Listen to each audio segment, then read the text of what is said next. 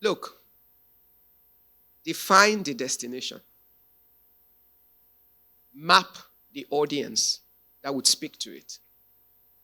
As you walk through life, be intentional about identifying critical components of that journey. Then invest in it. Like I said, some of it will be unintended. But if you live your life in a certain way, you would also get unintended consequences the right way. So, now, what are your signature skills to get there? If you have defined where you want to go, you can also be honest enough about identifying what you have for where you want to go. Because it's like doing a SWOT test, a SWOT analysis of a project. You will determine the strengths, the weaknesses, the opportunities, and the threats to your idea. So, for the vision you have, what are the strengths you have? What are your weaknesses? See, identifying weaknesses or threats is nothing other than wisdom. Why? Because you can't work to build on what you have not accepted.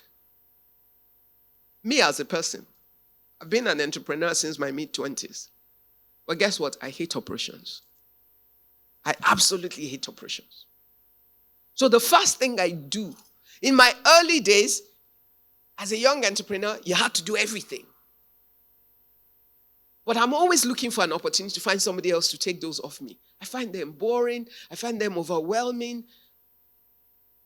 I love ideation and execution. The fun part of a project for me, I'm excited at the beginning of everything. I'm excited at bringing to life the idea, giving it life. Once it's running, for me, the fun is out. So what does that tell me? Because I identify what my own weakness is that I must find someone whose strength is in my weakness. There's an equation I always write for how you want to succeed in life. If the camera will follow me here, or can I get this board on the screen? Because they can't, except if the camera will. Thank you. Just for when I write it so that, you can cover this one. Thank you. Thank you. Okay. You as a person, all right? You is equals to assets plus liability. True or false? Assets are your strengths. If you're a fool, you think you're all assets. Then you're a fool. But there are people who live in denial. There are many people who do that. They think they are God's gift to men. True or false? So they never consider that they have vulnerabilities, and therefore they do not respect other people because they don't see any value that other people bring to their life. Only a foolish person thinks like that. And once you think like that, you're not going to go far. You will be undermined by yourself because it means that you're a trump. Delete that from the table. But you understand what I mean. And you think only you knows everything. You are better than everybody at everything. That's a foolish man. Because even Jesus, for those who are Christians, did not try to deliver the assignment God gave him by himself. There was a reason for the disciples plus all the extra people that were with the disciples. So you, asset and liability. However, success requires asset plus asset. Why? The components required for what you need to do don't change.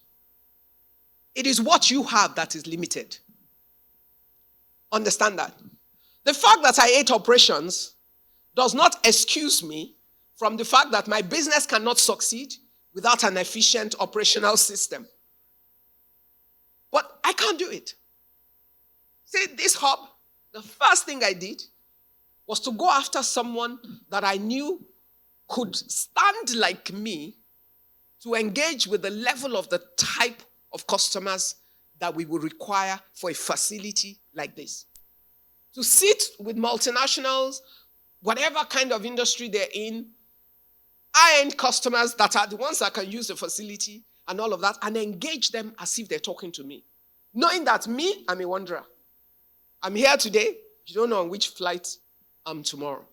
So if I decide that I want to take charge of this, I'm going to kill it by myself. So all I've done is, my work is the vision is in my head. I've worked with the architects, with the interior designers, with all the projects people to make sure we deliver the facility. I have grounded myself largely since March to try to operationalize it in a way that it will work. To sit with them, to think through as they're building the model of operating it, to infuse the vision I have for it into that operation that they're setting up. Because I know it, but I hate the work. That's where I apply time. That's my strength applied to it. But my weakness is that I cannot run the operations of it myself. And that requires, I'm a detailed person, but I do not want to pursue the details. I want to check on the details. If they don't do it well, I can see it. I can pick it. But somebody else is responsible for making sure that it moves. My life is in the fine details. That's how we're able to deliver this building like this. When they first set up this room, these two screens at the end were the only two screens.